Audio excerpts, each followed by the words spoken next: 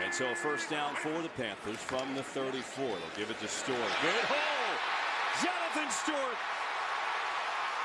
in the Falcons territory, run out of bounds inside the 25. What a start for the undefeated Panthers. Well, Kevin, this run game of the Carolina Panthers. Watch Greg Olsen. He's going to come in motion. Then he's going to be the lead blocker coming through for Jonathan Stewart.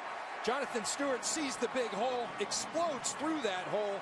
They run it frequently, and they run it very well. That's a season-high 44-yard run for Stewart. And give it to him over the top, and touchdown.